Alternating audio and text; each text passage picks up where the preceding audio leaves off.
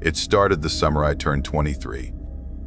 I was living alone in a crumbling apartment near Echo Park, Los Angeles, trying to balance night classes in graphic design with my morning shifts at a vintage clothing store. The walls of that apartment were the color of old bones, and the air always smelled faintly of dust and rain even when it hadn't stormed in weeks. Most nights I sat on the couch scrolling endlessly through my phone, the television flickering in the background. My friends had drifted off into their own lives, and the silence felt like something alive, heavy, watching. That's when the ad appeared between two memes. Find someone who appreciates you. Real connections. At first, I laughed. I wasn't that kind of person. But the quiet has claws, and curiosity is sharper. I downloaded the app just to see what kind of people were on it.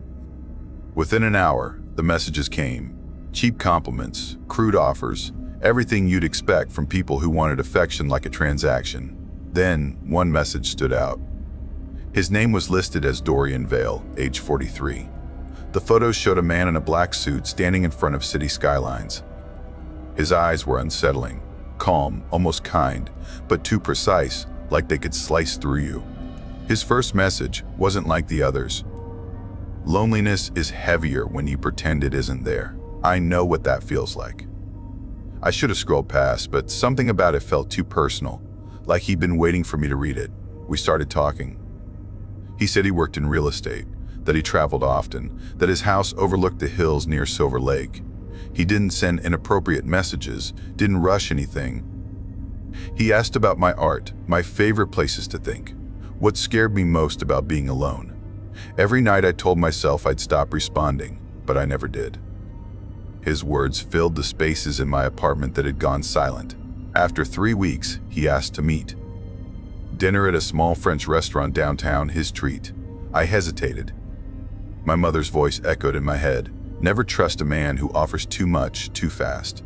But he promised it would be public, safe, and that he'd even cover the Uber. I didn't tell anyone. Not my mother in Pasadena, not my friend Carmen, not even my sister who called me every Sunday. I told myself it was just dinner. The Uber dropped me off outside a tall building glowing with warm light. The air smelled like rain on concrete. Inside, everything was gold and quiet. People whispered instead of spoke, like sound itself was expensive. Reservation? The hostess asked. Dorian Vale, I said, barely above a whisper. She nodded and led me to the center of the room. He was already there, sitting alone at a round table, like the whole place had been built around him. When he stood to greet me, I noticed the faintest scar running from his temple to his ear. "You're even more beautiful than I imagined," he said. His voice was smooth but steady, the kind that fills a room and still feels private. Dinner passed like a dream. He asked about my life, my mother, the city. The waiters moved silently, their faces blank, eyes unfocused. Every time one refilled my glass, I felt a chill. They didn't blink. At one point, he tilted his head and said softly, "You remind me of someone I once loved." I smiled nervously. "Your wife?" He paused, the faintest smile on his lips. "My daughter." My heart stumbled. The way he said it wasn't affectionate. It was possessive. His eyes lingered too long. I told myself not to read into it, that I was overreacting. That night, he sent a car to drop me home. When I stepped inside my apartment, I felt lighter, relieved. But as I kicked off my shoes, something cold brushed against my ankle. I looked down. A small silver charm lay on the floor, a tiny heart locket. Inside, engraved letters read, "My little dove." I hadn't noticed it before. Over the next weeks, Dorian's messages became constant. He called me his girl, his only comfort. He sent flowers that appeared at my door even when I didn't give him the address. Once, he left a note under my doormat. "I like the way you sleep with one arm over your head." I wanted to believe it was a coincidence, but every part of me knew it wasn't. When I tried to stop replying, the tone of his texts shifted. Guilt, manipulation, then silence, the kind that hums before thunder. Finally, one message came. "Come to dinner. You'll understand everything." The address was a mansion on the edge of Los Feliz, tucked behind iron gates swallowed by vines. My cab driver muttered, This place gives me bad vibes, before driving off quickly. The front door opened before I knocked. Dorian stood there, smiling faintly, wearing the same black suit. "I'm glad you came." Inside, the house looked frozen in time, every surface spotless, every picture frame perfectly aligned, but there were no family photos. Only paintings of him, each slightly different, aging in reverse. We sat in the dining room, candles flickering between us. I tried to make small talk, but the air felt too heavy. Then I noticed a painting above the fireplace, a portrait of Dorian, only younger, with a dark red mark at his temple. "What happened there?" I asked. He looked at the painting for a long time before answering. "That was the night the world forgot me." A faint voice brushed against my ear. "Leave." "He isn't what you think." I froze. "Did you say something?" He raised an eyebrow. "No." "Are you feeling all right?" I nodded quickly, forcing a smile, though every part of me screamed to run. The whisper returned when he poured me wine. "He killed me. She should have died instead." The glass shattered in my hand. Wine and blood spilled together across the tablecloth. He reached out, grabbing my wrist, firm but smiling. "Careful, darling. You're shaking." His eyes didn't blink. From that night, the whispers never left me. I heard them in my apartment, in my dreams, even at work. Sometimes in class, I'd glance outside and see him, across the street, under a lamppost, watching. One night around 2:17 a.m., I woke to the sound of a baby crying under the floorboards. Soft at first, then sharp, almost human. I called building maintenance. They found nothing but an old, rotted baby blanket, buried deep beneath the wood. The next morning, a text from Dorian waited on my phone. "Did you find her?" That was when I stopped sleeping. The following week, I took a late shift driving for a rideshare app, anything to stay out of that apartment. Around 7:45 p.m., I picked up a woman in a wedding dress outside a dark alley downtown. She sat silently in the back seat, her eyes fixed on the window.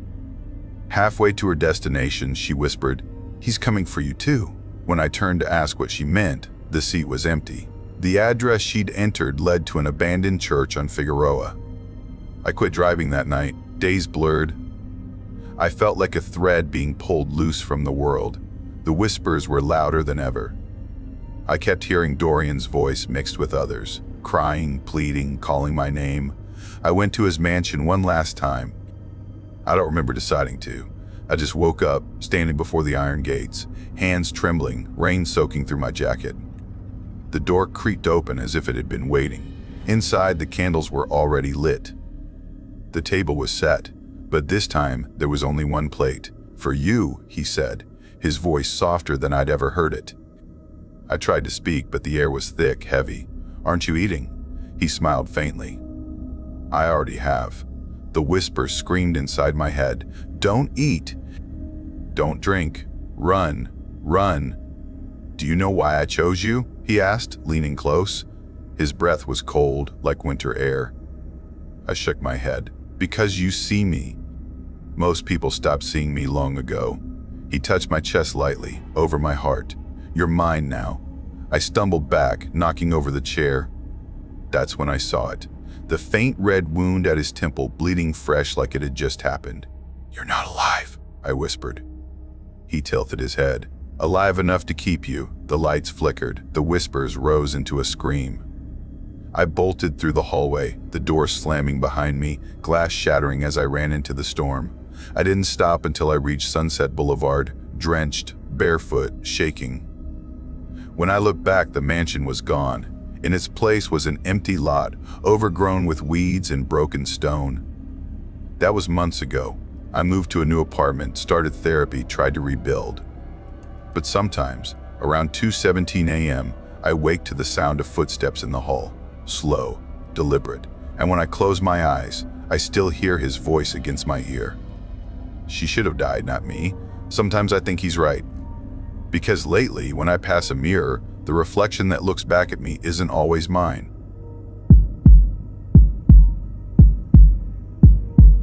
My name is Nora Blake, and I live alone in a small apartment near the Mission District of San Francisco. I'm 32 years old, and I work as a freelance voice editor for audiobook narrations. It's quiet, underpaid work, but it lets me stay home, tucked away behind my laptop with my cat, Piper, curled beside me. The city outside my window never truly sleeps. Sirens echo down narrow streets, fog drapes the rooftops like a shroud, and cable cars clatter past, their bells cutting through the night air like ghosts that refuse to rest. I wasn't always this lonely. But people disappear in this city, sometimes literally, sometimes just from your life. My friends married, moved away, or buried themselves in careers. And me? I stayed. Editing stories that weren't mine, pretending I was fine. That's when I did something I swore I'd never do again. I re-downloaded a dating app. I'd deleted them all years ago after one too many bad experiences.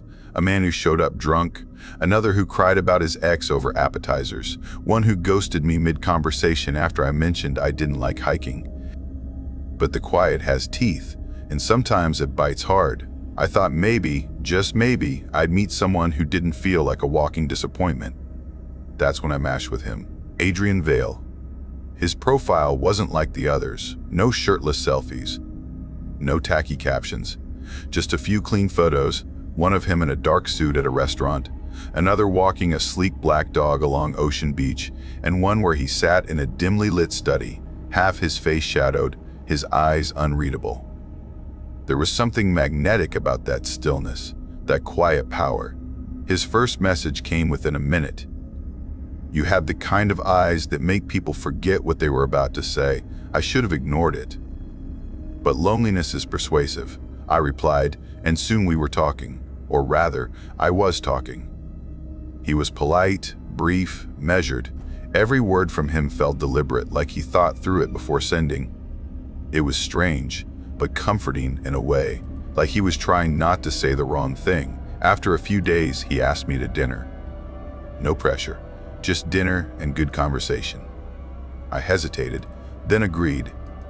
He chose a restaurant called the Silver Lantern, a new place near the Embarcadero, the kind of place with no prices on the menu.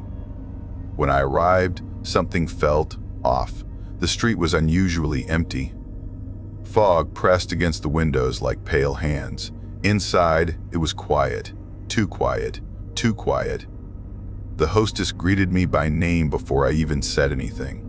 "This way, Miss Blake. Mr. Vale is expecting you." How did he know my last name? I followed her into a dining room that was completely empty except for one table in the center. Adrian sat there, motionless, a glass of red wine untouched before him. He looked exactly like his photos, tall, dark hair brushed back neatly, a face that seemed carved rather than born. His eyes were piercing, intelligent, and almost too still. "Nora," he said in a low, calm voice, "you're even lovelier in person." My cheeks warmed. "This place is beautiful," I said, glancing around. "But kind of empty." He smiled faintly. "I prefer privacy when I eat." That line lingered in my mind. The servers moved quietly around us, never making eye contact. Their movements were mechanical, almost rehearsed.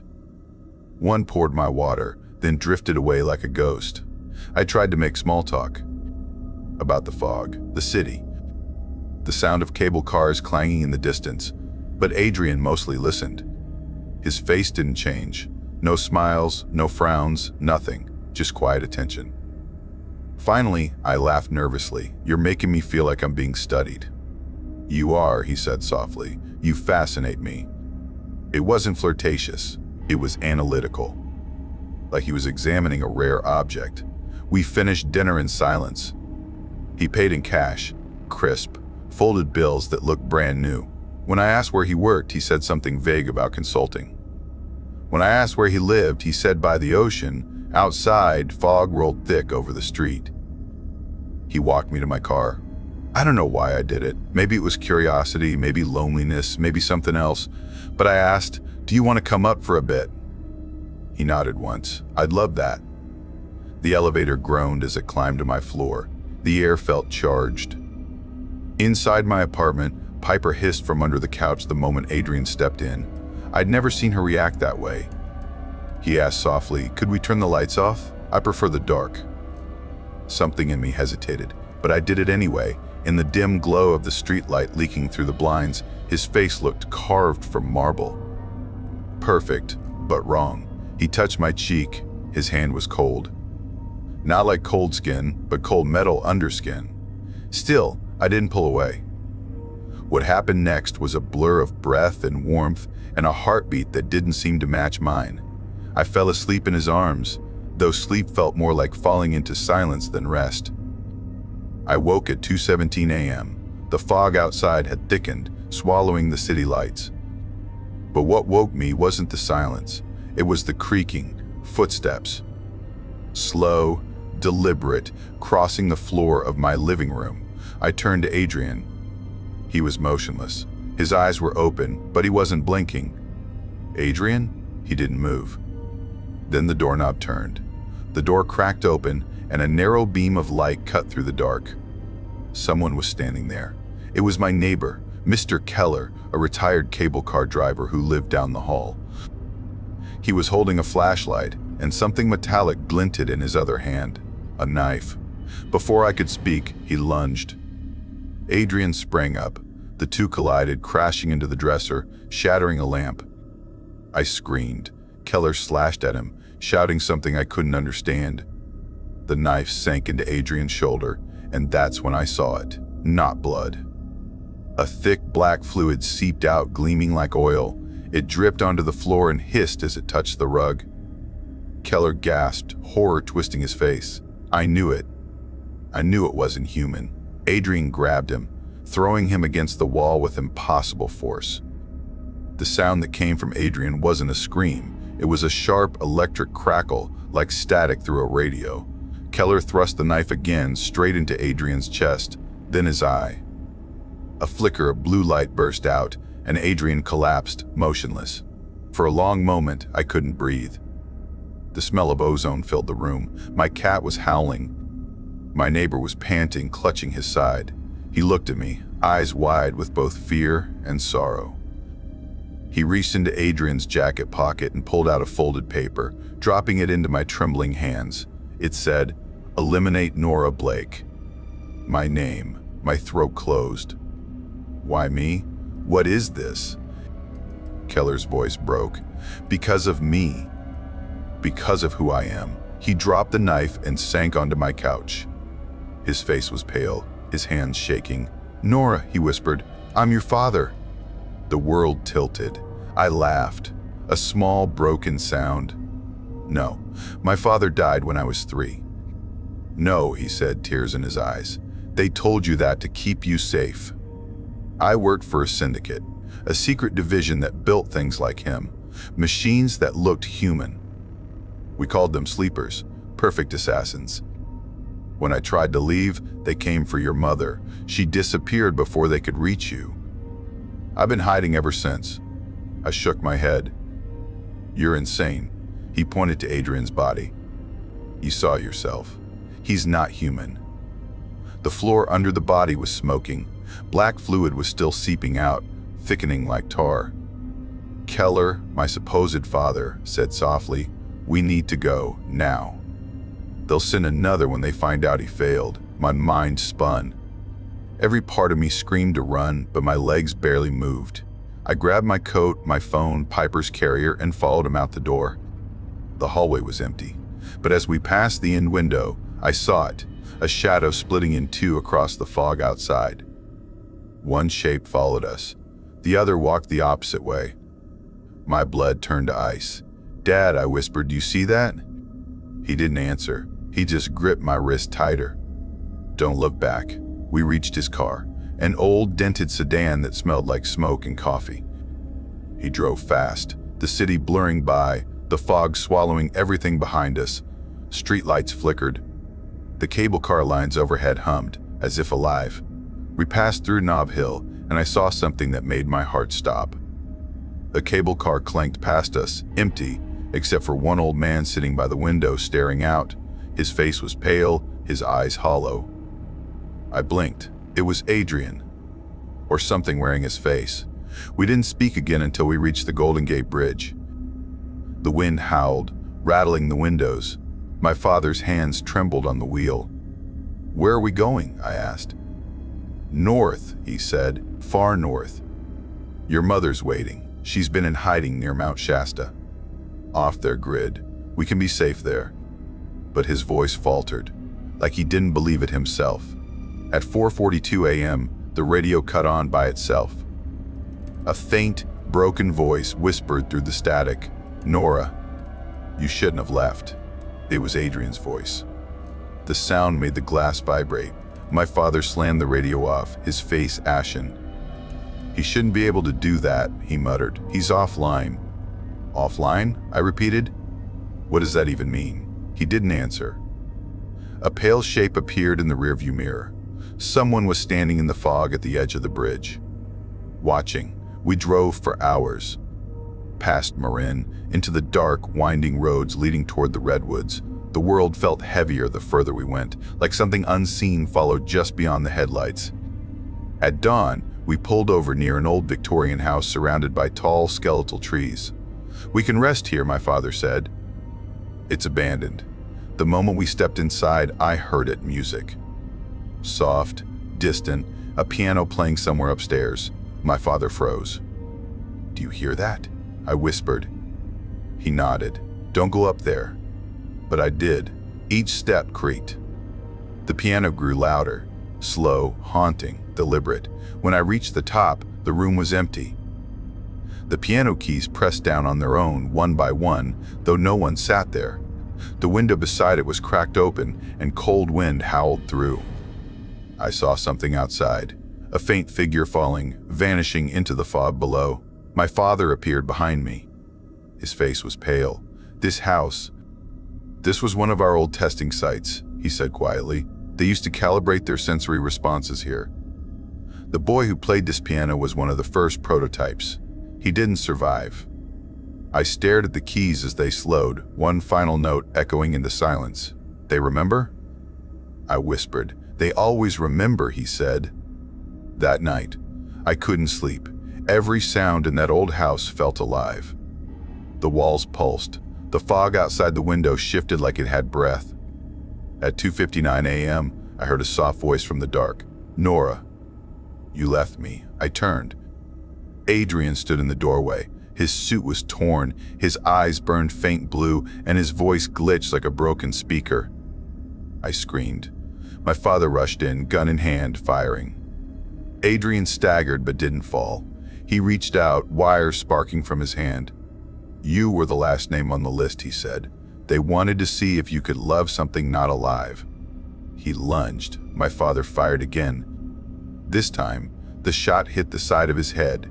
The light in his eyes dimmed. He fell, hard, into the piano. The keys thundered out one last broken melody.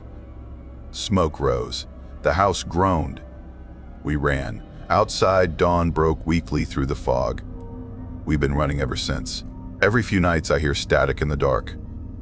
Sometimes, when I walk alone, I see my shadow split in two, one walking beside me, the other slipping away in the opposite direction.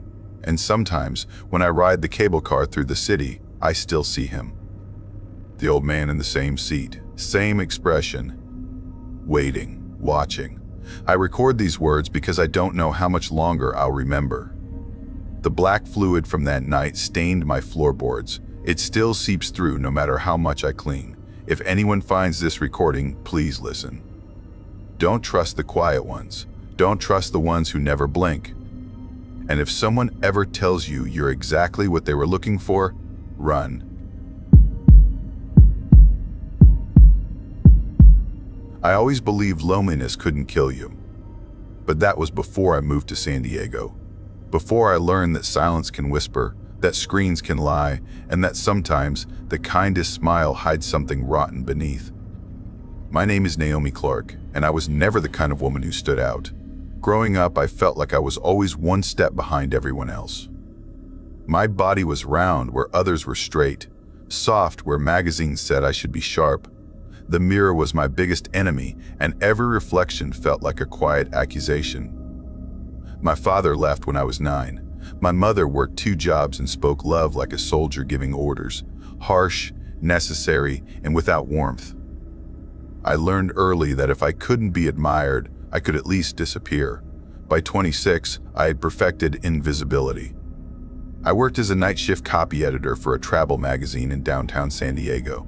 The job was lonely but quiet, the kind of place where the hum of computers replaced human voices. Every night after work, I walked along the harbor, past the Navy ships docked near Coronado, their lights blinking in the fog like sleepy eyes. My apartment sat a few blocks from Pacific Beach, small and dim, with walls thin enough to hear the ocean breathing. It should have felt peaceful, but at night, the emptiness pressed down on me like a weight. I filled it with words. On anonymous forums, I wrote stories about love, not the kind that happens in movies, but the kind that makes invisible women feel seen. My readers loved me, though none of them knew my name or my face. That strange kind of attention became my drug. But when I closed my laptop, I was alone again. Nights stretched long. My phone's glow was the only light that touched my skin. I told myself I didn't need love, that I had my words, my stories, my little world. But sometimes, when I scrolled through endless feeds of happy couples and filtered smiles, something inside me ached, a deep, hollow wanting I tried to silence. That's when the ad appeared. It was a banner on one of my writing sites, a dating app promising connection without judgment. It was called Heartsight. I laughed when I first saw it, but the ad kept reappearing every night. Maybe the algorithm knew my weakness better than I did. Maybe it sensed the loneliness I refused to name. One night, half asleep and half desperate, I signed up. No photo, just a vague description. Writer, quiet soul, seeking honesty. My profile floated unseen in a sea of faces. For weeks, I never messaged anyone. I just scrolled. There were lawyers, surfers, engineers, older men with silver hair and smiles that looked rehearsed. I didn't belong there. I knew it. Then, one night at 2:17 a.m., my phone chimed. A message. The name on the screen read, Miles Barrett. It said only one word, hi. I nearly dropped my phone. Nobody ever messaged me. I clicked his profile with shaking hands. Miles was handsome, the kind of handsome that felt cinematic. Dark hair, quiet smile, a trace of stubble that looked effortless. His bio said he was 34, a consultant living near La Jolla. It also said something strange, looking for someone who still believes words mean something. I stared at that line for a long time before replying. Hey. Almost instantly, another message came. How are you tonight, beautiful? My heart stuttered. Beautiful. He couldn't even see me. My photo was blank. You don't even know what I look like, I typed. His reply came fast. I believe beauty hides in plain sight. Some people just don't look closely enough. That line stayed with me. No one had ever spoken to me that way. For 2 weeks, we talked every day. Morning, night, sometimes until dawn, we spoke about music, about the way the ocean sounded different at night, about childhood regrets and half-forgotten dreams. He never asked for a picture. Somehow, that made me trust him even more. He said my words made him feel alive again. He called me his muse. For the first time in years, I felt visible. Then, one Thursday night, his message came. Let's meet. Tomorrow night, dinner at the Blue Lantern. 7:45 p.m. I froze. My stomach turned to ice. I typed, I'm not sure I'm what you're expecting. He replied, you're exactly what I've been waiting for. The next day was chaos. I tried on every piece of clothing I owned. Nothing looked right. I finally settled on a soft navy dress and pulled my hair back. I stared at myself in the mirror for a long time, trying to find what he might see in me. As I stepped out, my neighbor was sitting in his usual spot by the stairs, Mr. Holloway. He'd moved in a month ago. Retired Navy officer, quiet, gray-bearded, with eyes that looked too sharp for his age. He always sat outside at night, facing my door like a sentry. Sometimes, I thought I saw him watching me through the blinds. He spoke as I passed. Going somewhere, Miss Clark? I forced a smile. Just dinner. Just dinner. He stared for a moment, then said in that slow, grave voice, be careful near the harbor tonight. Some ghosts never left those waters. I laughed nervously and kept walking. The blue lantern sat on the edge of the bay, its windows glowing against the fog. Inside, soft music played and candles flickered. I found a corner table and waited, heart thundering. Then I saw him. Miles looked exactly like his photos. Tall, composed, smile warm but deliberate. When he reached me, he said softly, "You must be my muse. Dinner was..." Perfect. He listened when I spoke, asked about my writing, laughed at my clumsy jokes. He touched my hand once, and I felt a spark of something I didn't recognize. Hope, maybe. Still, a faint unease lingered. His phone buzzed several times, but he never answered. His eyes kept glancing at the window. And once, when I excused myself to the restroom, I swore I saw him slip something small into his jacket pocket.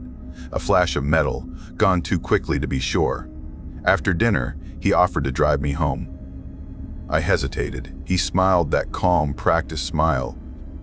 "I just want to make sure you're safe." His car smelled of leather and salt. We drove in silence for a while, the city lights fading behind us. Then he turned down a road I didn't recognize. "I think you missed the turn," I said softly. "Don't worry," he replied. Shortcut. Something inside me tightened. My phone buzzed. A new message. From an unknown number. "Don't trust him. Get out. Holloway." My breath caught. I looked at Miles. His jaw was clenched, knuckles white on the wheel. "Actually, can you stop here?" I said, forcing calm. "I promised to meet a friend nearby." He didn't slow down. "We're almost there," he murmured. Fear crawled up my spine. I gripped the handle. "Stop the car," I said louder. He turned to me then, his face shadowed. "Don't you trust me, Naomi?" The way he said my name, it wasn't gentle anymore. It was ownership. At the next stoplight, I didn't think. I just moved. I slammed the door open, stumbled onto the asphalt, and rolled onto the curb. My knee split open. The car screeched, then sped off into the night. When I finally made it home, every window in my apartment was dark, except one. Mr. Holloway sat outside, eyes fixed on me. "Told you to be careful," he said quietly. I didn't ask how he knew. I didn't want to. That night, I deleted the app. Every message, every file, I couldn't sleep. My heart still beat in the rhythm of tires on asphalt. Around 3:33 a.m., I woke suddenly. The room was dark, except for the faint blue glow of my phone on the nightstand. A whisper brushed against my ear, low, deliberate, and cold. "Stand down, Lieutenant. He's gone." My blood froze. I turned slowly, but no one was there. Only the faint creak of the floorboards, like someone walking just beneath me. I sat still, barely breathing. Then I remembered Holloway had been in the Navy. The next morning, I went to his apartment. The door was slightly open. Inside, dust floated through the still air. The furniture was covered, untouched. A newspaper on the counter read, August 12, 1998. He'd been dead for over 20 years. I left the building that same day. I didn't pack much, just clothes and my notebook. I moved inland, away from the coast, away from the fog that whispered. But sometimes, late at night, I still feel it. Footsteps under my floorboards, soft and steady. A rhythm that matches my heartbeat. And sometimes, when I scroll through my phone in the dark, a message appears at the top of the screen from a contact that shouldn't exist. "Hi, beautiful." My name is Clara Monroe, 27 years old, a high school English teacher in Sacramento. I'd been living alone for 2 years in a tiny studio near the river where the walls were thin and the air always smelled faintly of dust and rain. Life wasn't glamorous, but it was quiet, too quiet sometimes. Teaching had once been my dream, but lately, every lesson felt mechanical. I'd smile, correct essays, repeat phrases about symbolism and poetry, then walk home through the foggy streets, wondering when I'd stopped feeling anything at all. My rent kept climbing, my car barely started in the mornings, and my bank account always trembled near zero. That's how it began, with exhaustion, not evil. One Friday night, after a particularly long parent-teacher meeting, I sat on my old sofa, scrolling through my cracked phone. My colleagues were posting vacation pictures, fancy dinners, weekend trips to Napa. I ate cold noodles from a paper bowl. My reflection in the dark TV screen looked older than I remembered. That's when I stumbled onto a forum by accident, one where people talked about sugar arrangements. I'd heard about them before, mostly as jokes or rumors whispered in staff lounges. Some girls said it wasn't even about anything intimate, just companionship, someone to talk to, someone willing to help. The phrase "lonely people pay for company" hit something inside me. That night, against all logic, I signed up on a site called Golden Companions. My profile was simple: young teacher, funny, intelligent, enjoys good conversation, seeking mentorship and connection. I added a single photo taken at a school event, the lighting soft enough to blur my tired eyes. By the next morning, I had dozens of messages. Most were exactly what I feared: crude offers, men who didn't even bother pretending to be polite. But one message stood out. His username was Mr. Harland. His message said, "You seem like someone worth knowing. I'm not after games or nonsense, just dinner, conversation, and some company. I can make things easier for you financially if it feels right. No pressure." It was calm, controlled, too normal. His profile picture showed a man in his 50s, gray suit, neatly trimmed beard, sitting at what looked like a hotel bar. His smile didn't look fake, it looked practiced. His bio read, "Consultant, divorced, Sacramento native." I should have ignored it, but something about him seemed safe, predictable. We agreed to meet at a busy cafe near the university the next afternoon.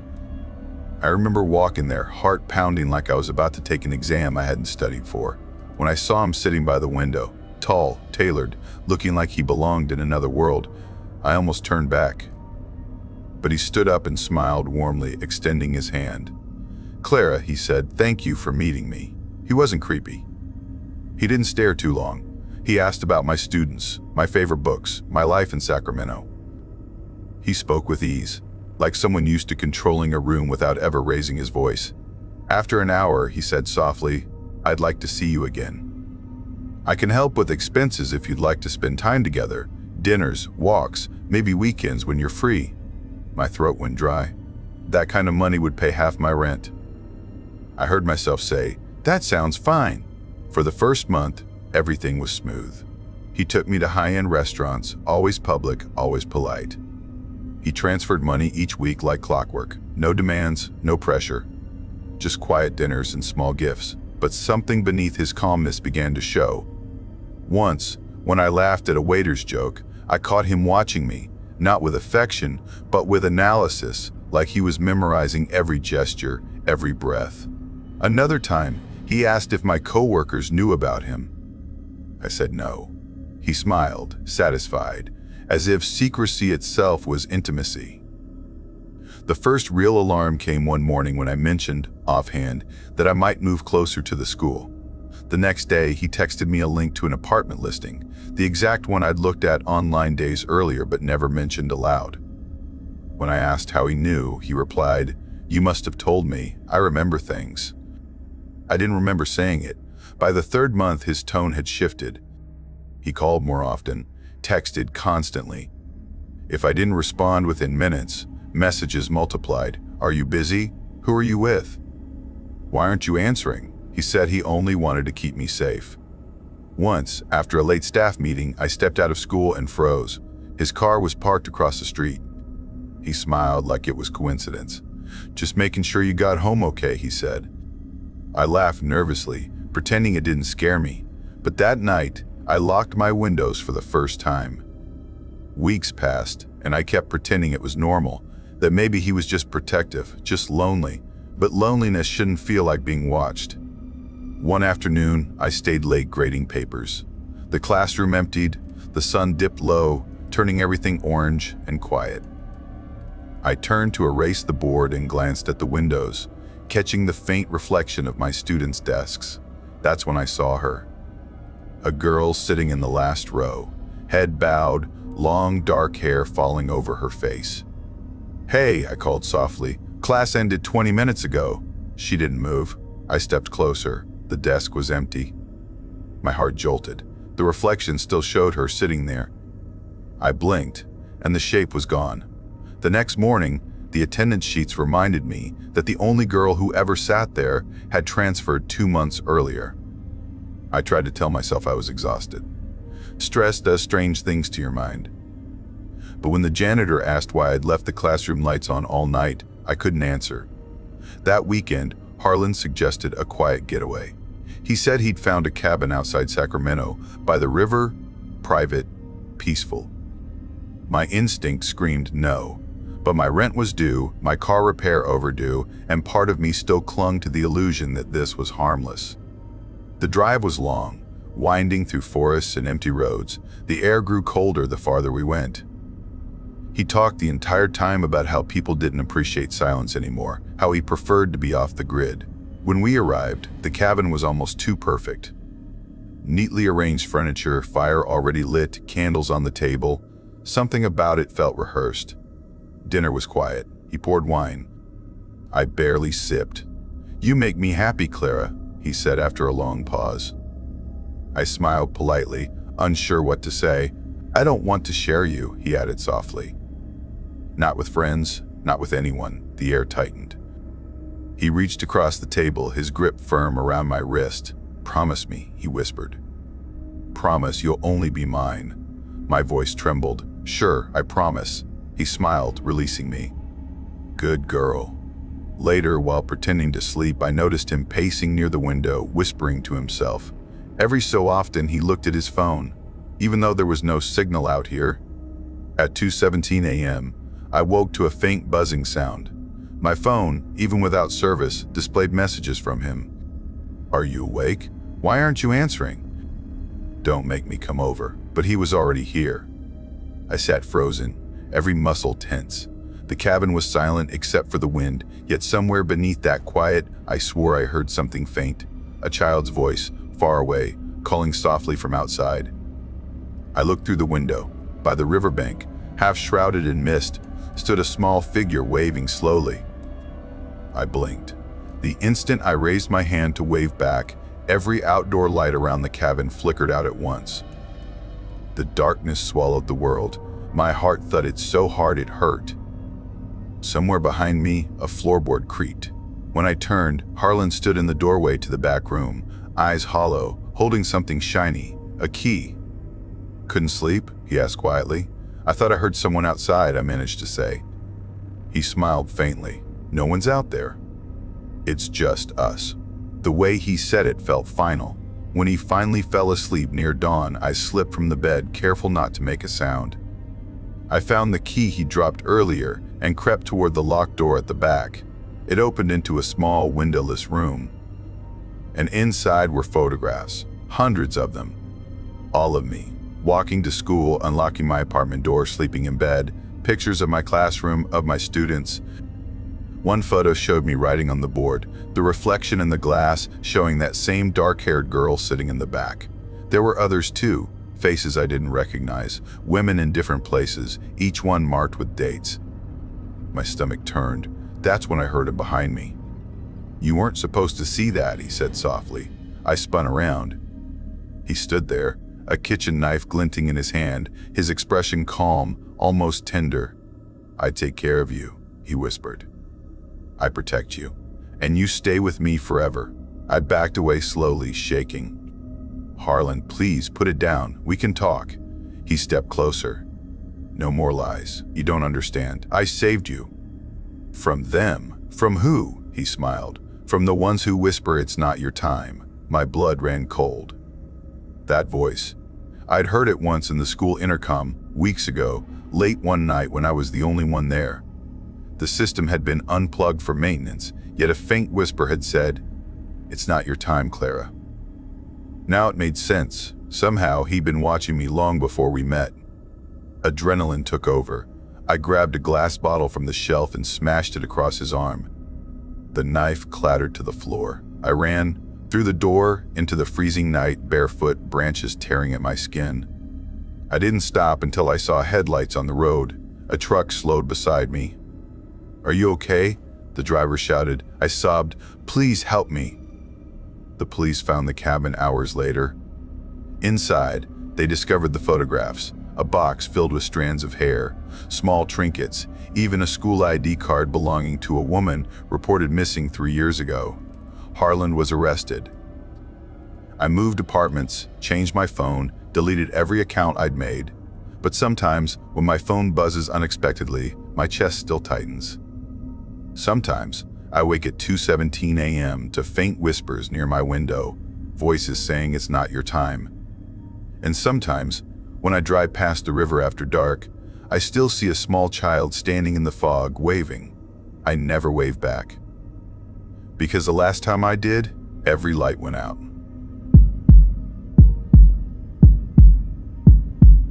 I never thought the decision to earn a little extra money would drag me so close to death. I was 23 then, living above a noisy laundromat on the east side of Oakland, a cramped apartment that smelled like detergent and steam. The sound of machines turning at all hours was the background to my life. I had just finished college with a degree that nobody wanted to hire me for, and the part-time job I had as a night security assistant at the shipping port barely covered my rent. My parents lived 3 towns away, the kind of simple people who believed that good effort always leads to good luck. They didn't know that luck costs money in cities like this. I used to sit by my small window and watch people outside, wondering how they afforded things. Fancy clothes, cars, vacations. Meanwhile, I lived off instant noodles and secondhand clothes. Every day felt like drowning quietly. That's when I started hearing people at work talk about a different kind of job, one that paid in cash and didn't ask for experience. They whispered about websites where young women could meet older men who offered support, companionship, or gifts. They called it sugar dating. At first, I laughed it off, but the idea didn't leave me. I told myself I'd never do anything physical, maybe just talk, maybe have coffee, maybe let someone help with my rent. My logic was simple. If I stayed careful, nothing bad would happen. One night, I made a fake profile, used the name Layla instead of my real one. Within days, my inbox was full of messages. Most were from men who looked like they spent too much time taking pictures of their watches or cars. Some felt wrong immediately, but one profile caught my eye, a man named Richard. He said he was in real estate, lived near the bay, mid-40s, neat appearance, a calm smile in his picture. His message was polite, respectful even.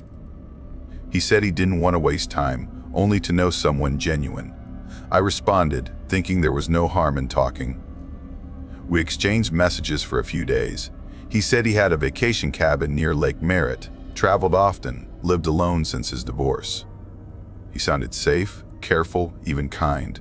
After a week, he asked to meet. He told me he'd drive to Oakland, book a hotel near Jack London Square, and that we could meet in the lobby for coffee. He promised no pressure, said I could leave anytime I wanted. I should have stopped there. The day we planned to meet, I spent an hour deciding what to wear. I didn't want to look desperate, but I didn't want to look careless either. I finally chose dark jeans and a simple maroon blouse, my hands trembling as I applied cheap eyeliner. By 7:45 p.m., I was on the bus heading downtown. The night smelled like rain, the streetlights reflecting off the wet asphalt. When I entered the hotel lobby, the world seemed too bright, and then I saw him. Richard looked exactly like his photo. Tall, silver hair brushed neatly, wearing a navy blazer, the kind of man who seemed confident but not arrogant. He smiled when he saw me, walked up with an easy grace. "Layla," he said softly, but I only nodded. His voice was smooth, almost hypnotic. We sat in the corner of the hotel cafe, the low hum of conversation around us. He asked about my job, my family, my dreams. I told him about the security work, about the long nights staring at CCTV monitors. He listened intently, like every word mattered. He talked about his business, his travels, and how lonely it was to come home to silence. Then his tone shifted slightly, softer, closer. He said he could make things easier for me. Rent, bills, maybe even a new car. He said he didn't expect much in return, only companionship, someone to talk to. His words sounded practiced, too smooth, like they had been said many times before. Still, The thought of my unpaid rent and overdue power bill pressed down on me. Maybe I could pretend, just a little longer. After an hour, Richard leaned closer, his eyes sharp under the warm light. "I booked a suite upstairs," he murmured. "It's quieter there, we can talk in peace." My breath caught. I said I thought this was just coffee. "Of course," he replied, still smiling. "No pressure at all. I just want to give you something." He pulled a small velvet box from his pocket. Inside was a gold bracelet, delicate and shining. I froze, unsure what to say. "I can't take this," I whispered. His smile faded a little. "It's just a gesture," he said quietly. A start, but my chest tightened. Something about the way he stared at me made my stomach twist. I shook my head. I should go.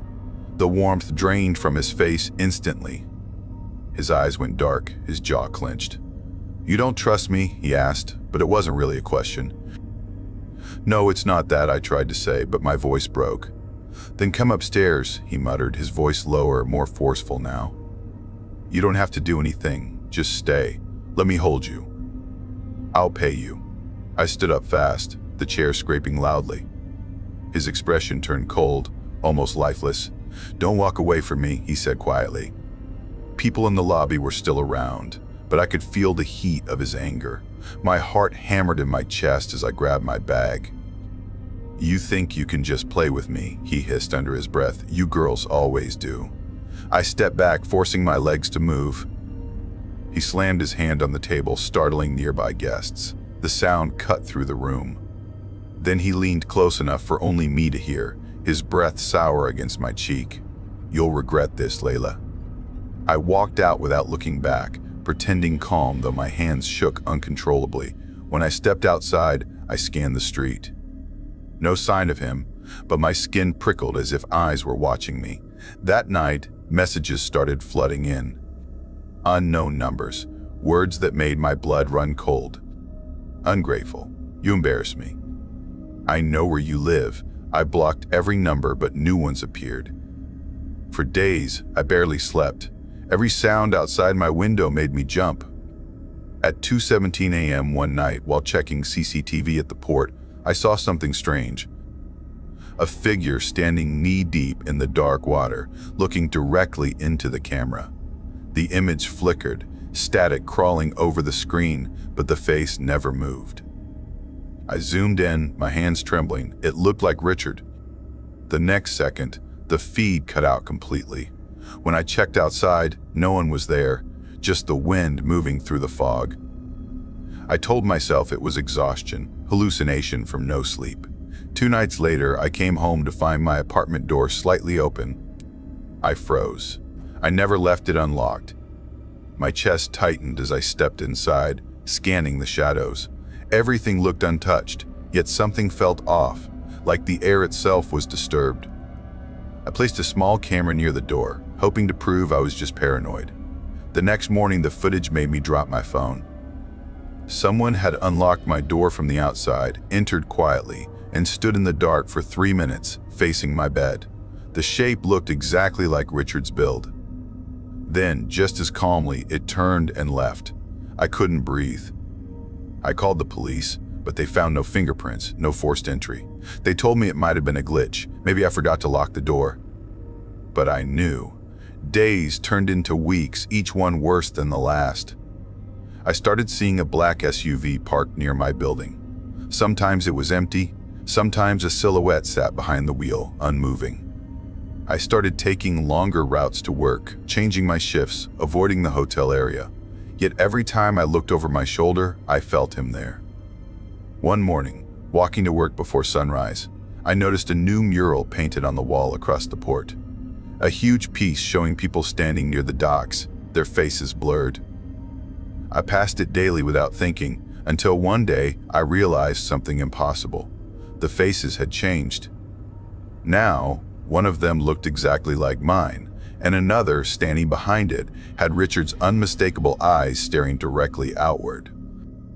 I backed away, heart thundering, the paint on the wall almost pulsing in the dim light. Later that night, while checking CCTV again, the same man appeared in the feed, waist deep in the water, his face clear this time. Smiling, The monitors flickered. One by one, every screen turned to static. Then all came back on together, showing a single image, my apartment, my bedroom window, with me sitting inside watching the screen. I don't remember leaving work that night. I only remember waking up at home with the lights still on and the front door wide open. The next week, a headline hit the local news. Businessman found guilty of multiple murders, suspect linked to online sugar site victims. His name was Richard Fallow. One of the victims, a student from Emeryville, had been found near the lake, the same one he once told me about. The police said she had met him through the same site I used. My hands wouldn't stop shaking as I watched. That could have been me. I deleted everything, my profile, my pictures, every trace of that name, but I can't delete the memories. I still see his shadow and reflection, still hear footsteps outside my door at night. Sometimes, when I review the night shift cameras, the same figure still appears near the dark water, standing motionless, watching. The supervisors say it's just a glare, a glitch from the floodlights, but I know better. And sometimes, when I walk past that mural, I swear my painted eyes blink back. I try not to look. Because deep down, I know he never really left. He's still out there, waiting for someone else to take the bait, to follow the same path I did, one message at a time. And if you ever feel someone watching you from the corner of a dark street, or see your door slightly open when you're sure you locked it, maybe it's him, still looking for the girl who got away.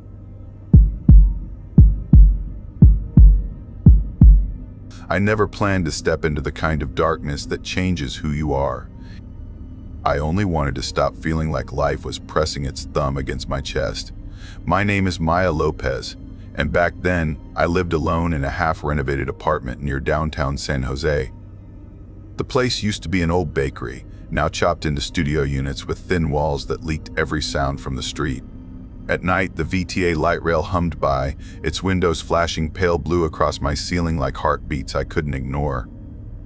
I worked as a barista at a cafe on Santa Clara Street, pulling shots for tech workers who made more in a week than I did in a month. Rent swallowed most of my pay. Groceries came next. What was left covered bus fare and the cheap instant noodles that kept me breathing. My mother had died years earlier from a sudden illness. My father had remarried and moved north, and I'd learned quickly that surviving alone wasn't the same as living. One night after another 12-hour shift, I sat in the glow of my cracked phone screen, scrolling through side job listings and surveys that promised gift cards I'd never actually get. My thumb hesitated when I saw an ad at the bottom of the page: find companionship, not commitment, secure and safe allowances. I almost laughed. Then I remembered rent was due in 4 days. I told myself I was only curious. The site looked cheap, pale pink with looping hearts and photos that screamed too good to be true. I used a fake name, Lila Rose, and uploaded a few half-hidden selfies where only my eyes showed. Within minutes, my inbox filled with messages. Most were crude, asking for things I wouldn't repeat out loud. I was about to delete my account when one message stood apart, polite, careful, written like an old-fashioned letter. Username, Silverhawk. Hello, Lila. I'm not searching for anything physical. I just miss talking to someone who listens. If you'd keep me company, I'll make sure you never worry about small things like rent again. I should have closed the app right then, but his tone felt different, gentle, almost sad. His profile photo showed a man with gray hair in a dim office, wearing a suit that looked expensive but not flashy. He said he was retired from software, living quietly near Los Gatos. The idea that he was close to me should have scared me, yet it felt comforting, like distance wasn't part of the deal. We began chatting. At first it was safe books, music, the weather. He asked about my dreams. I said I wanted to study design someday. He called me bright and refreshing, words no one had said to me in years. Before I signed off, he asked for my Cash App handle so he could send a small thank you.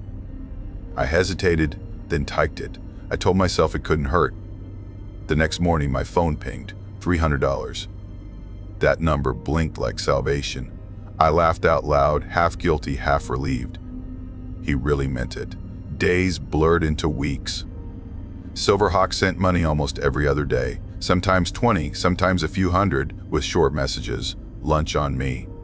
You make me feel young again. I miss our talks.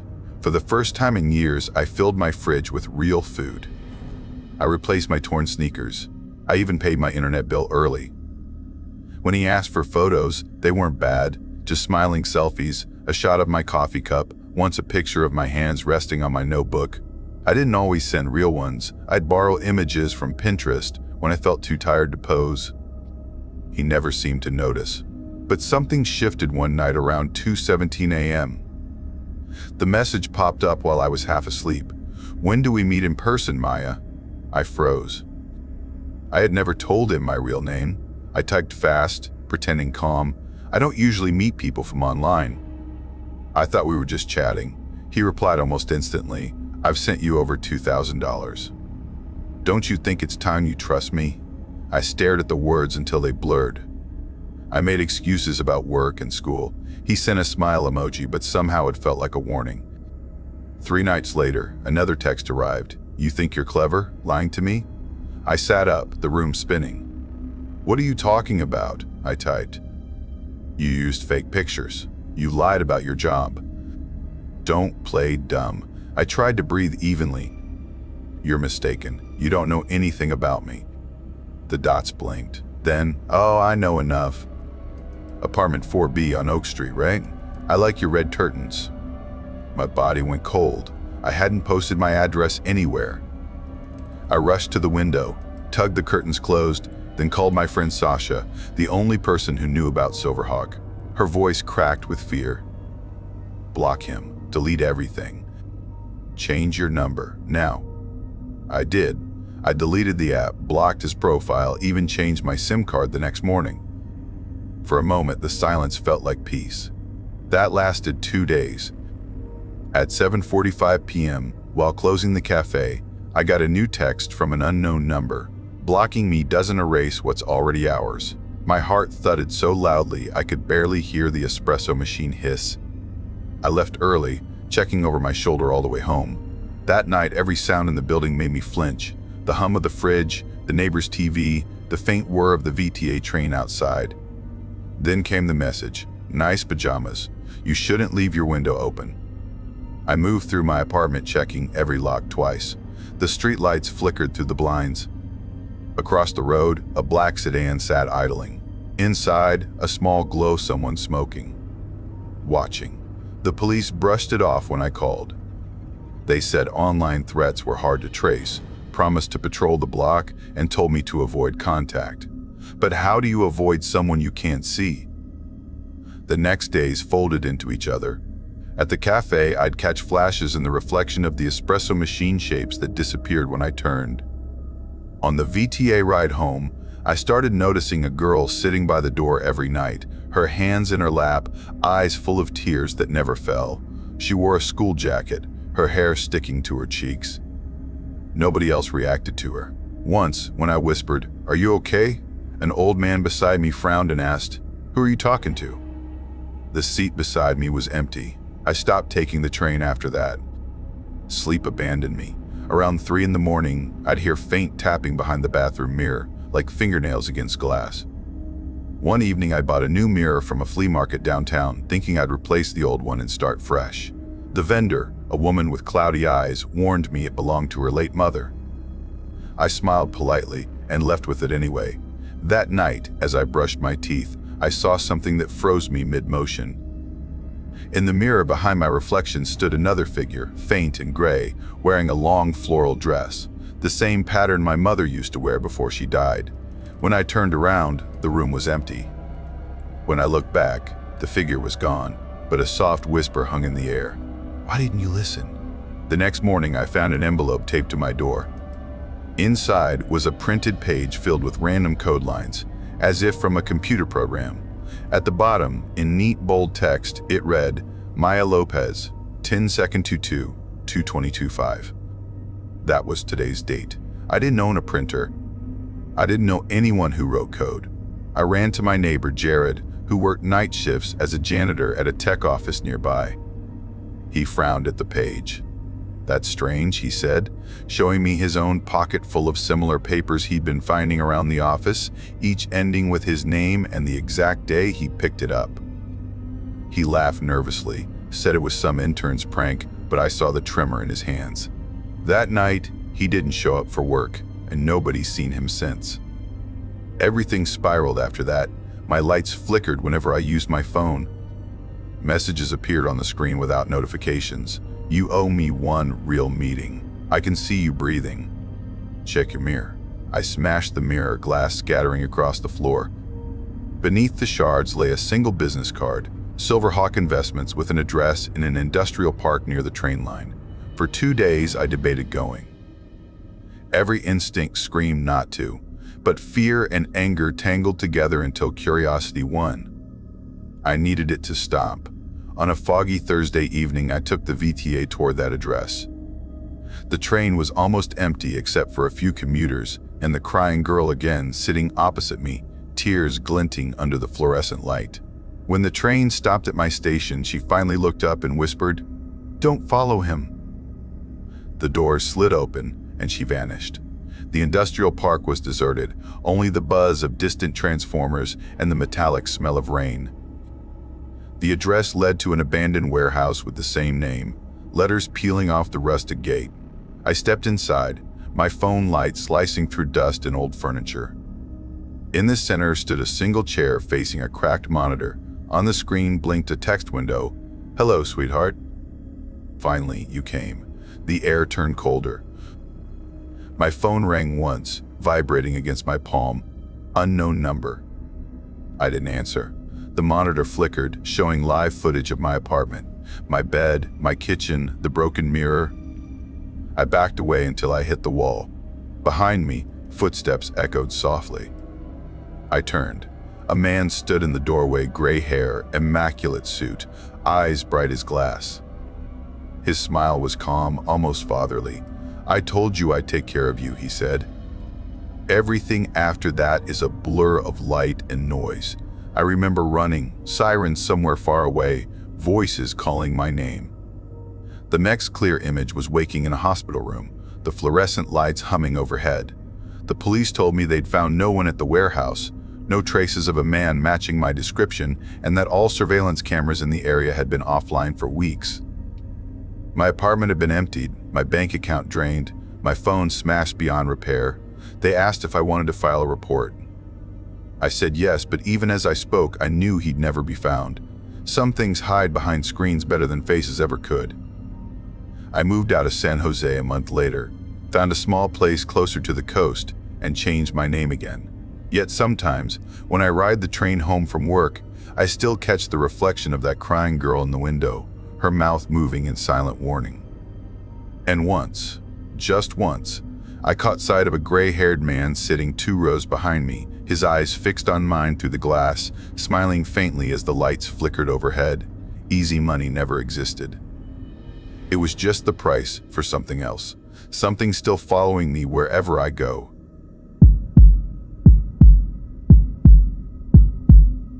I was 24 when it happened, and even now, years later, I still hear the echoes of that night in my dreams. I lived alone in Fresno back then, in a small 1-bedroom apartment above an auto repair shop. I wasn't living, not really. I was surviving. My name's Marissa, and I worked nights as a clerk at a 24-hour convenience store off Highway 41, the kind of job where the flickering fluorescent lights hum louder than the customers talk and the air smells like stale coffee and old gum. Money was always short. My car shook every time I turned the ignition, and the rent always seemed to rise faster than my paycheck. My parents lived in Bakersfield, both factory workers, good people who'd already given me more help than they could afford. I wanted to stand on my own, but standing on my own started to feel like sinking. I remember lying in bed one night, scrolling through my phone, watching people my age on social media traveling through Italy, buying clothes I couldn't even dream of affording. Every scroll made me feel smaller, like my life was a mistake I couldn't fix. And that's when I saw it. A website ad that looked like it had been designed to catch me when I was at my lowest. It was called Elite Companions, a site promising luxury and mutually beneficial arrangements. I laughed at first, the kind of laugh that hides shame. But later that night, when the power went out for 2 hours and the dark silence pressed against my walls, I went back to that site. I told myself I was just curious, just looking. That's where I saw him. His name was Adrian Cross, 50-something, a businessman from Nevada who owned property all over California. His profile said he was generous, kind, and lonely. The photos showed a man who looked more like a movie producer than a businessman. Silver hair, sharp smile, tailored suit. He wrote that he wanted someone to talk to, someone real. I didn't believe it, not fully, but I messaged him anyway. That single message changed everything. Adrian replied right away, and from the start he was disarming. He told me I had a softness in my eyes that reminded him of his late wife. He asked about my life, my dreams. He never made me feel dirty or desperate, just seen. For weeks we texted and called. He sent me small gifts, a delicate bracelet, a perfume that smelled like warm vanilla and cedar. Each package made me feel guilty, but also alive. Then, one evening around 7:45 p.m., he asked me if I'd join him for a weekend getaway. He said he had a ranch outside Fresno, near the edge of an old walnut farm he was restoring. He promised good food, peace, and safety.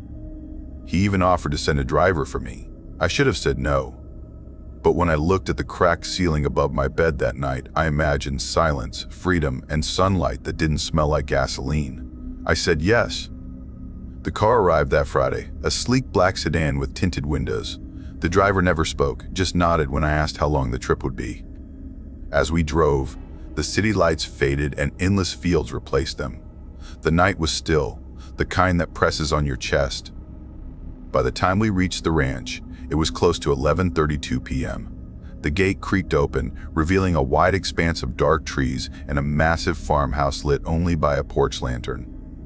I stepped out, expecting Adrian to greet me, but instead, an older woman appeared. Her skin was pale, her smile empty. She said he was resting, and that I could make myself comfortable inside. The house smelled of lavender and something else, something metallic, like rust or old blood. I told myself it was my imagination. Upstairs, my room was already prepared. Silk sheets, fresh flowers, and a note on the pillow that said, "Welcome home." Home. The word felt wrong. I barely slept that night. Around 2:17 a.m., I woke to a sound outside the window, a low whisper carried by the wind. It sounded almost like someone saying my name. I sat up, heart pounding, and leaned closer to the glass. That's when I heard it clearly. Come outside. It wasn't just any voice. It was my own. I froze. The whisper came again, soft and urgent. Come outside. The fields beyond the house rippled in the wind like a dark ocean. I wanted to run, but I told myself it was a dream, a trick of exhaustion. I covered my ears and waited for morning. When the sun finally rose, I tried to laugh it off. Adrian greeted me in the kitchen, smiling, dressed in a perfectly pressed shirt. His voice was calm, practiced. He spoke about the property, about wanting someone to share it with. He made me coffee and told me he had a surprise for me that night, a few friends coming over for dinner. The day passed slow. I walked the property, but something about it felt wrong. The ground was uneven in places, like it had been dug up and filled again. The fences were lined with decaying bird cages. Every so often, I thought I heard faint humming from the barn, like a heartbeat. By dusk, I was too unsettled to hide it. I told Adrian I wanted to leave, but his smile didn't falter. He simply said, "Don't worry, Marissa. The night hasn't even begun." Dinner was set in a long dining hall lit by candlelight. 3 older men sat waiting when I entered. Their faces were pale, eyes watery, and smiles too wide. One of them looked me up and down with a hunger that made my skin crawl. Adrian's tone changed. It wasn't soft anymore, it was cold. He said they were his associates, that they wanted to enjoy my company. When one of them reached for my arm, I pulled away. The room went still. Adrian's smile cracked. I saw, for the first time, that his teeth were wrong. Too white, too perfect, like porcelain. I stumbled backward, knocking over a glass of red wine that spilled across the table like blood. That's when I heard it again. The heartbeat. Thudding from beneath the floor. Slow, steady, human. The other men didn't react, like they couldn't hear it. I dropped to my knees and pressed my ear against the hardwood. The sound pulsed beneath me, a heartbeat. I whispered, "Someone's down there." Adrian leaned down, his voice a whisper against my ear. "Not someone," he said, "something."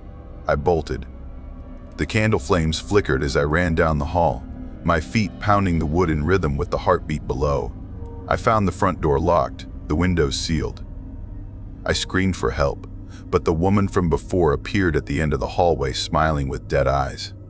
I ran upstairs, grabbed my bag, and broke through a second-floor window, landing hard in the dirt below. My knees scraped, my lungs burned, but I didn't stop. I sprinted toward the line of trees that bordered the property. Behind me, I heard them calling, not shouting, whispering, all in my voice. I reached a small road where an old pickup truck slowed beside me. A man in his 60s leaned out and told me to get in. I did, shaking, crying, unable to speak. He said he was a farmer from nearby fields. When I tried to explain what happened, he went quiet. Then, in the dim light of the dashboard, I saw his face pale. He said he'd heard a woman's voice whispering from those same fields for weeks, calling his name, saying, "Come outside." He'd thought it was his imagination too. He dropped me off at a motel off Highway 99. I paid him with the last 20 in my pocket and checked in. The room smelled of bleach and loneliness. I tried to convince myself it was over.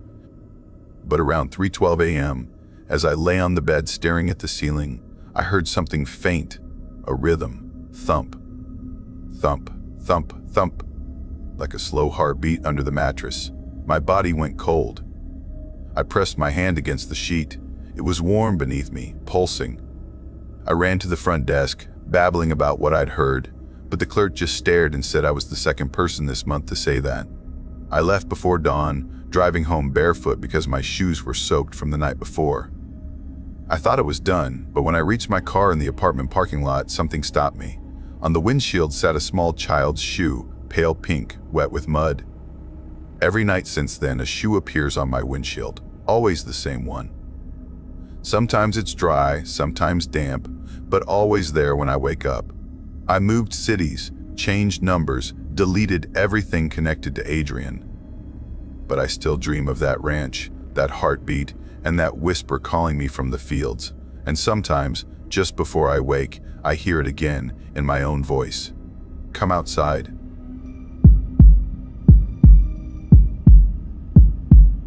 I never believed silence could scream. But that night, in the middle of Palm Springs, the quiet turned into something alive, something that followed me home. My name's Lena Porter, 31 years old, and at the time, I worked as a night receptionist at a small desert hotel called the Mirage Haven. It sat on the edge of Palm Canyon Drive, the kind of place that used to look glamorous in the 70s, but now barely kept its neon sign glowing. I moved to Palm Springs a year before, trying to escape the noise of Los Angeles and a breakup that had hollowed me out. I thought the desert would be peaceful, but peace isn't always friendly. It just leaves space for things you don't want to hear. The night it started, the air was heavy, the kind that sticks to your skin. It was 11:42 p.m., and I was behind the counter scrolling through old check-in records when a man walked in. He looked sunburned, dusty, wearing hiking boots and a torn backpack. His voice was low when he said he needed a room for the night. When I asked for his ID, he hesitated, then smiled like he remembered something funny and said, "Guess I've been here before." I frowned. "What do you mean?" He nodded toward the lobby wall. There were photos hanging there, old black and white pictures of past guests who'd stayed decades ago. My stomach twisted when I followed his gaze. There, in one of the frames, was a photo of him. The same face, same eyes, same half smile. The caption underneath said, "Mr. William Ashcroft, guest of honor, 1982. I laughed awkwardly and told him maybe he looked like someone else, but my fingers felt cold. He didn't argue. He just signed the register, paid in cash, and walked toward room 7. The door closed with a slow click that sounded final, like something sealing shut.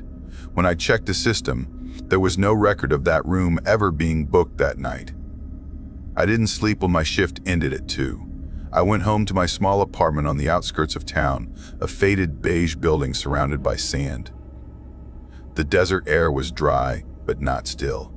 You could always hear wind brushing against the windows, whispering through cracks like it had something to say. The next morning, when I opened my front door, my welcome mat was damp even though there hadn't been rain for weeks, and right in the center was a wet handprint, clear as day. It looked too long, too narrow, almost like fingers that didn't bend the way human ones should. I remember kneeling down, staring at it, whispering to myself that maybe some neighbor's kid was playing a trick. But the air smelled faintly metallic, like wet iron, and when I touched the mat, the dampness had already started to sink into the concrete. I cleaned it, tried to forget. But the next morning it was there again, same handprint. The same dampness spreading like breath on glass. I started locking my door twice, sliding the chain across even when I was inside. But fear has a way of slipping through gaps no lock can stop. A week later, after my late shift, I decided to take a walk near the dunes behind the hotel. It was around 12:20 a.m., the moon low and pale. I wanted air, silence, anything to clear my head. The sand stretched endlessly, soft and untouched, until I noticed something ahead of me, footprints. At first, I thought they were mine, but they weren't. They were forming in front of me, one by one, like invisible feet pressing into the ground as something walked ahead. I froze, heart hammering so hard I could hear it in my ears. The prints were spaced like someone was strolling, not running. Calm, deliberate. I whispered, "Hello?" No answer. Only the sound of sand shifting under no one's weight. Then the prints turned sharply toward me. I stumbled back, tripping over my own feet, and when I looked down again, the last print stopped barely 2 steps away. There was no breeze, no sound, just the feeling that something was watching. I ran all the way back to the hotel, chest burning, mouth dry. When I told the maintenance guy, Mark, about it the next day, he laughed it off. "Desert plays tricks at night," he said. "Mirage Haven isn't called that for nothing." But the man from room 7 never checked out. His door stayed locked. Every time I passed by during my shift, I felt the same chill crawl up my arms. One night, I finally knocked. No answer. I tried the handle. It turned. Inside, the room was empty. Bed made. Lights off. But on the nightstand sat a glass of water, half full, and next to it a photo. The same photo from the lobby wall. I backed out slowly, closing the door like if I made a sound, he'd come back. That night, I dreamed of the desert again. But this time, the footprints led straight to my apartment. When I woke, the smell of damp iron filled the air. I went to the door, another wet handprint on the mat, and underneath it, something small and hard pressed into the fabric. I picked it up, a hotel key. Number 7. That was when I started hearing whispers in the vents, soft and uncertain, like someone speaking through walls. Sometimes, late in the shift, I'd hear my name echo faintly down the hallway even when no guests were checked in. The next few nights blurred together. Coffee, desert wind, the endless hum of the hotel AC. I started keeping a flashlight with me everywhere I went. Then came the night of 2:17 a.m. I was alone at the front desk when the lobby door opened on its own. The air rushed and cold. My computer screen flickered, then shut off. In the reflection of the dark glass, I saw movement, someone standing just behind me. I spun around. No one. But on the counter, a single line of wet sand trailed toward the hallway. I followed, shaking. It led straight to room 7. I should have run, but curiosity and fear pulled the same strings. I opened the door. The room looked the same, except the bed was unmade and the photo was gone. The glass of water was still there, rippling slightly like something had just moved beside it. I stepped inside. A whisper came from the corner. "You came back." I dropped the flashlight. Its beam rolled across the floor, landing on a pair of bare footprints, wet and glistening, leading into the bathroom. The door creaked. Inside, the mirror was fogged, though the air was bone dry. A handprint bloomed slowly on the glass, fingers long, nails sharp. I ran out, heart pounding so hard I could barely breathe. When I reached the lobby, the computer screen turned back on by itself. On it was a black and white photo of me standing behind the desk, time-stamped 1982. I quit the next morning, packed everything I owned and drove across the desert. But fear travels faster than cars. Every place I've stayed since then, no matter the city, I wake up sometimes and find the mat outside my door wet again, the same handprint pressed deep. And last night, at 7:45 p.m., my phone buzzed with a new email. No sender. Just one line. Welcome back, Lena.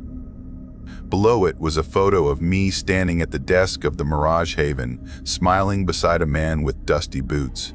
The caption said, Guest of Honor 2025. Now I'm sitting here in a motel off the highway, trying to tell this story into my recorder. My voice shakes, but I need someone to hear it before it happens again. Maybe I was never new there. Maybe none of us are. The desert keeps what it likes, and tonight, I think it's coming to collect.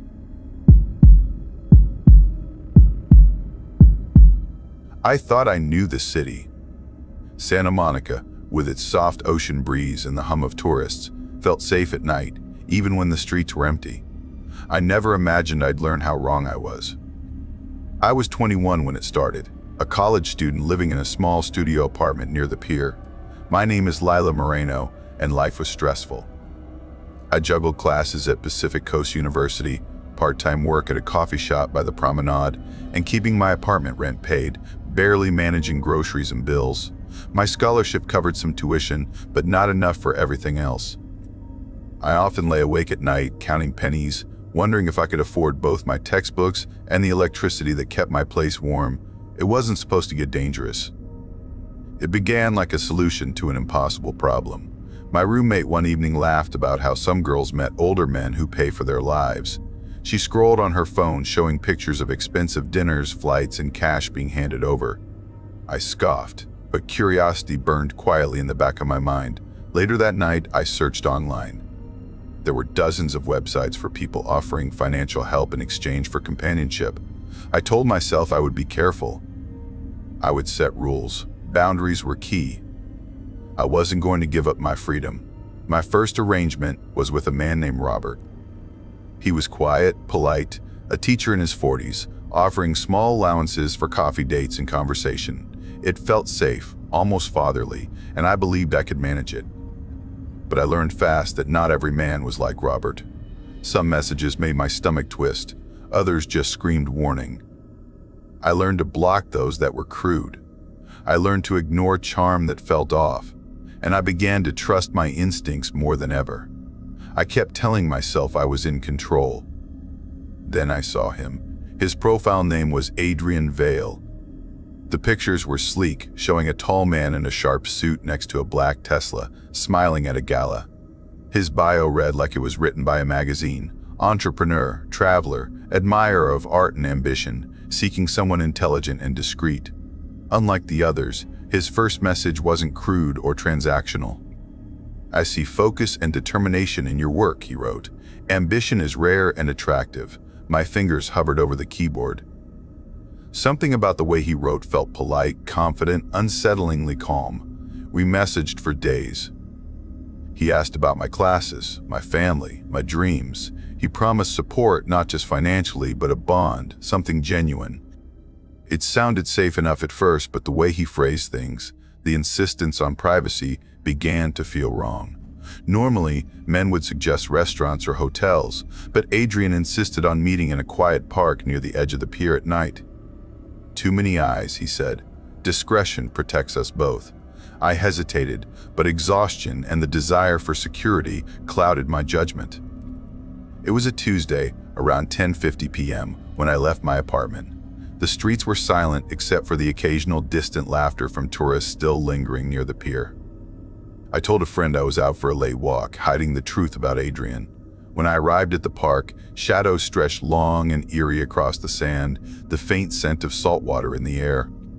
And then I saw him, leaning casually against his car, taller than I imagined, expression calm, almost cold. "Lila?" he asked smoothly, using the fake name I had given. I nodded, forcing a smile. "Come," he said, opening the passenger door. I stepped in, heart hammering. The drive was silent except for the hum of the engine. I tried to convince myself he was just another person I would meet and leave. But when he turned off the main road into streets lined with abandoned buildings, panic crept in. "Where are we going?" I asked. "Somewhere private," he said, voice low, calm, almost like a whisper that made me shiver. I should have run. I should have screamed, but his stare pinned me in place. We stopped in front of a derelict house. The yard was overgrown, the windows dark, the paint peeling. He stepped out, waiting for me.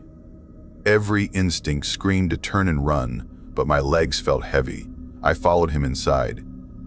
The air smelled of damp wood and chemicals. Broken furniture, scattered papers, and the faint stench of decay filled the room. He gestured for me to sit on a threadbare couch. "Make yourself comfortable," he said, smiling slightly. I hugged my bag to my chest, shaking. "Drink," he offered, holding a cheap wine bottle. I shook my head. His frown made the room feel colder. He sat close, his knee brushing mine, hand sliding onto my shoulder. "You seem tense," he whispered. I forced a laugh. "I think I should go." The smile disappeared. "No," he said sharply. "You're not going anywhere." My heart pounded. His grip was iron. Panic set in, my breath shallow. I struggled, kicking, clawing, but his strength was overwhelming. His face came close, eyes dark, unreadable. "Do you think you can escape?" he hissed. My vision blurred with tears. "Why are you doing this?" I whispered. His answer came slow, calm, terrifying. "I want to know what it feels like to end a life." The next moments were chaos. I fought with everything I had. My arms ached, my legs thrashed. A small part of me thought I could survive, but his hands were everywhere, relentless. I felt my body weaken, my mind scream. His gaze never left mine, cold, detached, like observing an experiment. Morning came, faint light filtering through grimy windows. My body was bruised, shaking, but I had survived. I ran, not stopping until the pier was behind me and the ocean breeze hit my face. I called the police. They tracked Adrian, real name Marcus Vale, and discovered his history of predatory behavior. Arrests, digital forensics, and witnesses confirmed my terror. He was sentenced to life without parole, but that didn't erase the fear, the panic, the knowledge that I had been so close to death. Even now, when I walk the Santa Monica Pier, I check shadows twice, doors thrice. I wake sometimes to the feeling that someone is watching, that eyes are just above the waves, that my name is whispered from the drains of my apartment shower. The beach seems safer in daylight, but at night, I remember Adrian Vale. I thought I was in control, but the truth is, control is a fragile illusion, easily shattered by someone who thrives on fear. Every step I take, every shadow I pass, I carry that lesson. I survived, but the memory of his cold, empty stare lingers. The ocean hums its lullaby, and I sometimes hear whispers I don't want to hear. I have learned to live with fear, to recognize it, to respect it. But I can never forget how quickly safety became horror, and how one wrong choice almost ended my life on a quiet Santa Monica night.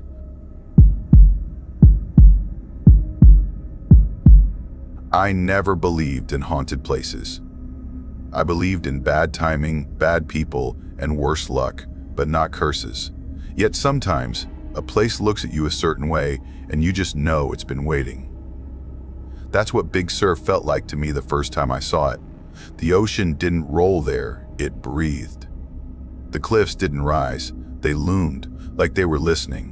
My name is Nathan, 24, a struggling freelance photographer trying to turn fog and desperation into rent money. A year ago, I left Los Angeles after my apartment lease fell through and my sanity followed. I thought moving north would help, that the quiet would fix something inside me. But silence doesn't heal you, it studies you. The cabin I found wasn't really a cabin. It was a leftover, half-collapsed wooden box tucked between pines that clawed at the sky. The realtor called it rustic. I called it proof that termites are stronger than faith. Still, it was cheap, and cheap was holy when you lived off overdue invoices. I spent my days hiking the coast with my camera, taking photos of strangers' loneliness and pretending it was art. One night, as the rain turned the forest to whispers, I got a message that changed everything. It came through an old photography forum I hadn't logged into in years. A username I didn't recognize, Adrian Gray. His message was short, polished, unnervingly polite. He said he'd seen my portfolio, that he liked the way I captured isolation. He wanted to hire me privately for a photography project. $2,000 for 2 days of shooting, no contracts, cash payment. I stared at the message for a long time. I had $47 left in my account. My car's fuel gauge looked like an empty promise. $2,000 sounded like oxygen. I replied yes. Adrian sent an address pinned somewhere off the main highway near Bixby Bridge. He said it was a private home with restricted access. I didn't even ask why. The directions wound along the cliffs, deeper into nowhere. When I reached the location the next evening, the sun had already begun sinking, spilling fire across the Pacific. His house was carved into the stone, half mansion, half mirage, all glass and shadows. I thought maybe it was abandoned. No lights, no sound, just the wind moving through the trees. Then I saw the note taped to the front door. Nathan, welcome. The keys under the mat. Start work in the morning. You can stay overnight if you wish. Payment upon completion. Do not go near the cliffs after dark. The words were printed, not handwritten. Precise, mechanical. I tried to laugh, telling myself rich people were just eccentric, but something in my chest felt heavy. I found the key, stepped inside, and froze. The air smelled strange, like ocean brine mixed with copper. The house was spotless. Not empty, just staged. Furniture that looked expensive but unlived. A single cup in the kitchen sink. A phone charger plugged into the wall but no phone. There were no family photos, no clutter, nothing human, just that faint hum of electricity beneath the silence. I unpacked my gear, set up near the massive window facing the ocean, and watched as night fell. The sea below turned black, swallowing the horizon. I told myself I'd shoot at dawn, then drive home and never think about this again. But at 11:17 p.m., the whispering started. It was faint at first, like a radio between stations. I thought it was the wind until I heard my name. Nathan. The voice was low, stretched thin by distance, but it was unmistakably mine. I froze, every muscle locked. It came again, softer this time, like it was right against the glass. Nathan, come outside. The reflection in the window stared back at me, pale, wide-eyed, and behind it, in the dark, something moved. Just a flicker, like a figure standing too close to the edge of the cliff. My hand shook as I reached for my phone. No signal. The whisper came again, longer now, closer. I backed away from the window until my heel hit the leg of the couch. I didn't sleep that night. At dawn, the fog rolled in thick and endless, swallowing the world. I grabbed my camera and tried to focus on work. I told myself I was just tired, that exhaustion made people imagine things. I followed the narrow trail behind the house until it opened near the cliffs. There, standing alone in the mist, was a tree, dead branches, gray bark. I noticed something carved into it. I moved closer. My name, and below it, today's date. The letters were sharp, recent, the wood still bleeding sap. My breath hitched. I looked around, but there was no one, just the sound of waves hitting the rocks far below. I tried to laugh, but it came out broken. Maybe Adrian did it as some kind of weird joke. Maybe someone had been here before. I turned and walked back fast, trying not to look behind me. When I reached the house, another note was waiting on the kitchen counter. Stay until nightfall. Payment in the morning. Do not answer the door for anyone. That's when fear began to settle in, slow and certain.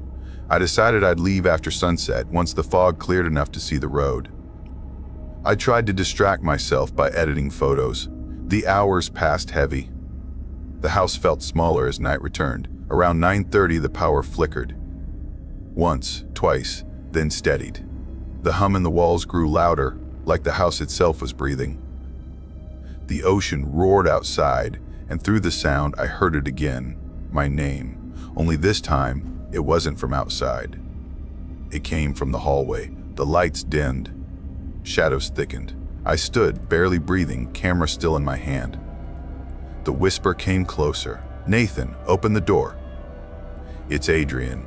My phone buzzed on the table. A message. If you hear me outside, don't answer. It isn't me. The knocking started slow, 3 measured knocks, then silence.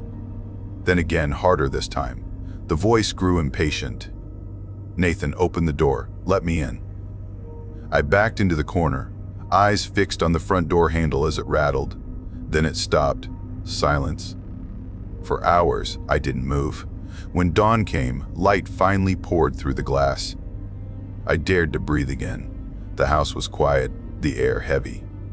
But the front door was open, swaying gently, and muddy footprints led inside. They stopped at the window overlooking the ocean. There, drawn across the glass with a fingertip, were words written in fog. You forgot me. I ran. I didn't pack, didn't lock the door, didn't look back. The road had a Big Sur twisted like a scar, the cliffs falling away to endless blue. By the time I reached my cabin hours later, my body shook so hard I could barely hold my keys. I kept telling myself it was over, that I'd escaped. Then the email arrived. No sender name, no subject line. Just one attachment, a photo I'd taken near the carved tree, only now there was a figure standing beside it. It looked exactly like me. That night I couldn't sleep. Every sound felt wrong, the wind scratching the windows, the waves crashing too close. I went outside just to prove to myself the world was still normal. That's when I saw them, footprints. Human footprints leading from my porch down toward the beach. Bare feet, deep impressions in the wet sand. I followed them until they reached the waterline and stopped. No return tracks. I stared until the tide washed them away, then ran back inside. Days blurred after that. I stopped checking my email. I turned off my phone. I boarded the windows and tried to forget. But the ocean never stopped talking.